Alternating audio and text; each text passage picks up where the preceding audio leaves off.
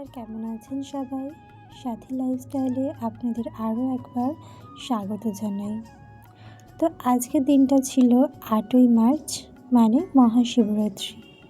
তো সকাল সকাল ঘুম থেকে উঠে আমি আর মা দুজন বেরিয়ে পড়িয়েছিলাম ফুল তুলতে। আমাদের বাড়িতে সাধারণত ধুতরা, আকন্দ, নীলকণ্ঠ এই ফুলগুলো ছিল না, তাই জন্য আমরা সব ফুল তুলতে গেছিলাম। আর সত্যি কথা বলতে গাছে সেভাবে ফুলই পাওয়া যাচ্ছিল না। তারপরে একটা গাছে পেয়ারা দেখতে পেয়েছিলাম, আর মা সেটা আমাকে পেড়ে দিয়েছিল পুজো দেওয়ার জন্য। তো এই যে দেখতেই পাচ্ছেন। আর এই ফুলগুলো তো মানে বনে জঙ্গলে ছাড়া তো কোথাও দেখাই যায় না। আর এগুলো মহাদেবের খুব ভীষণ প্রিয় ফুল। ফুলগুলো পেলে মহাদেব ভীষণ খুশি হয়। তো সেই জন্য এই ফুলগুলো তুলে নিয়ে বাড়ি চলে এসেছিলাম। সারাদিন সেভাবে সেরকম ভিডিও করা হয়নি, কারণ উপোস ছিলাম। তারপরে ফল টলগুলো সব জোগাড় সব কিছু করছিলাম। তারপরে একেবারে আবার সন্ধ্যাবেলা ভিডিও স্টার্ট করে দিয়েছি।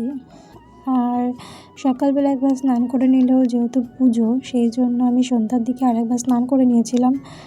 কারণ পুজো দেবো ঠিক একদম শুরুতে স্নান না করলে খুব একটা ভালো লাগে না।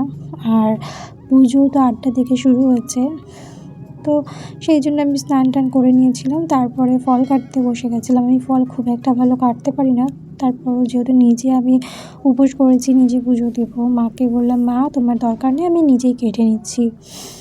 আর সেই পুজোতে তো গোটা ফল লাগে, গোটা ফল দেওয়া হবে। আর আমি এই ফলগুলো কেটে নিয়েছিলাম প্রসাদের জন্য।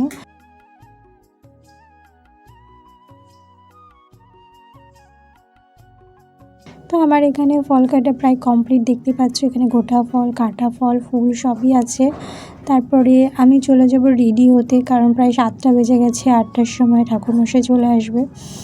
এবার আমি একটা শাড়ি পরে নেবো। আর শিবরাত্রিতে যদি শাড়ি না পরা হয় মানে সম্পূর্ণ হয় না, ভালো লাগে না ঠিকঠাক। আমি এখানে লাল সাদা দিয়ে একটা শাড়ি পরে নিয়েছিলাম, আর খুবই হালকা সাজিয়েছিলাম, হালকা লিপস্টিক, ব্যাস আমার সাজ কমপ্লিট, দেখতেই পাচ্ছ।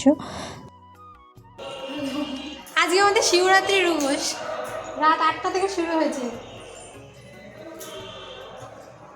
রাত 8টা থেকে কালকে বিকাল 5টা পর্যন্ত। এখানেও বেলপান্না পুজোর জন্য বেল ব্যাং ছিল, আর সেটা বেলপান্না তৈরি হয়। যারা পুজো দেয় তারা সবাই জানে যে উপোসের শেষে এই বেলপান্না পুজোটা করার পরে, বেলপান্না খাওয়ার পরেই সব কিছু খাওয়া যায়। তাই জন্য সেগুলো রেডি করছিল। আর করতে করতে হঠাৎ করে ঠাকুরমশাই চলে এসেছিলো, আর সবাই এখানে অনেক রকম কাজ করছিল।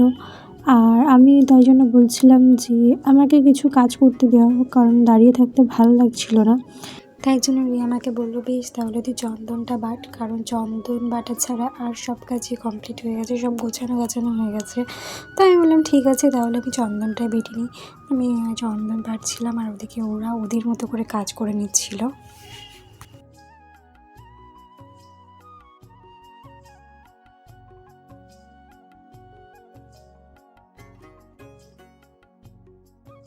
তারপরে আর কি আমাদের পুজো শুরু হয়ে গেছিলো। ওদিকে ঠাকুরমশাই যা যা করণীয় সব কিছু করে নিয়েছিল।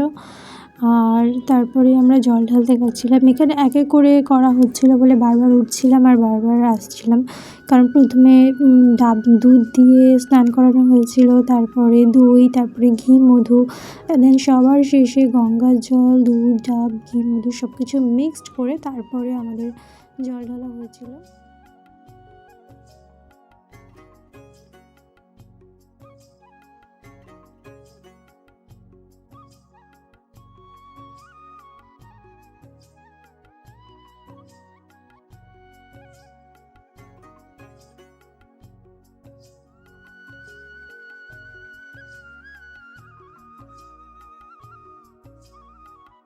এরপর আমাদের পুজো কমপ্লিট হয়ে যাওয়ার পরে অনেকটা রাত হয়ে গেছিলো।